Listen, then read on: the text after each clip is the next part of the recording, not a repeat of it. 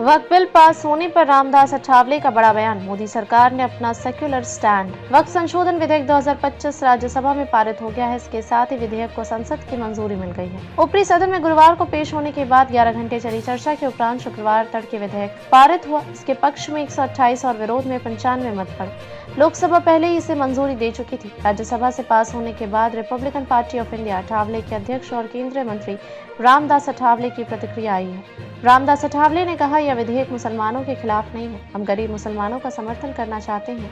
PM Narendra Modi ने अपना धर्मनिरपेक्ष रुख सामने रखा है। इससे पहले अठावले ने कहा था, यह बिल आप मुसलमानों के पक्ष में है। जानबूझकर विपक्ष उन्हें भ्रमित कर रहे हैं। वक्फ बोर्ड हमेशा से कुछ ही लोगों के हाथों में रहा है। इस बिल को लेकर राजनीति की जा रही है। यह बिल मुसलमानों के फायदे का बिल है। वक्फ बोर्ड की पूरी संपत्ति कुछ ही लोगों के हाथों में होती थी, जिसका आम मुसलमानों तक कोई फायदा नहीं पहुंचता था।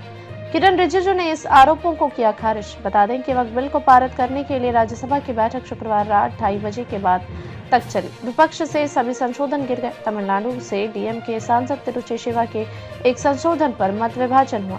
हालांकि यह संशोधन भी गिर गया। अल्पसंख्यक मामलों के मंत्री किरण रिजिजू ने चर्चा का जवाब देते हुए विपक्ष के इन आरोपों को खारिज कर दिया कि सरकार अल्पसंख्यकों को डराने के लिए विधेयक लाई है। उन्होंने कहा कि मुसलमानों को डराने और गुमराह करने का काम विपक्ष कर रहा है। उन्होंने भरोसा दिलाया कि विधेयक से मुसलमानों को कोई नुकसान नहीं होगा। विपक्षी सांसदों से मुसलमानों को गुमराह न करने की अपील करते हुए किरण रिजिजू ने कहा कि प्रधानमंत्री नरेंद्र मोदी ने जो फैसला लिया है वो बहुत सोच समझ कर किया है। वे विपक्षी सदस्य बार बार कह रहे हैं कि हम मुसलमानों को डरा रहे हैं, लेकिन ऐसा नहीं है। हम नहीं बल्कि आप मुसलमानों को डराने का काम कर रहे हैं। किरण रिजिजू ने बिल पेश करते हुए बताया था कि वक्फ संशोधन विधेयक के समर्थन में छोटे बड़े 1 करोड़ सुझाव मिले हैं। संयुक्त संसदीय समिति ने 10 शहरों में जाकर विधेयक को लेकर लोगों की राय जानी और 284 संगठनों से बातचीत की गई। आज 8.72 लाख वक्फ संपत्तियां हैं।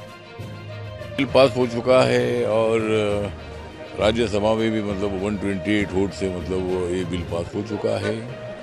और एक तो भूमिका हमने रखी है कि भाई हम मुसलमानों के विरोध में नहीं है। हम मुसलमान को पूरा सपोर्ट करना चाहते हैं और गरीब मुसलमान हो, बाकी मुसलमान हो, सबको सपोर्ट करना चाहते हैं। और मोदी सरकार ने अपना जो सेकुलर स्टैंड है ये देश के सामने रखा है और वक्फ बिल के माध्यम से तमाम जो मुस्लिम कम्युनिटी है उनको न्याय देने वाला बिल पास हो चुका है।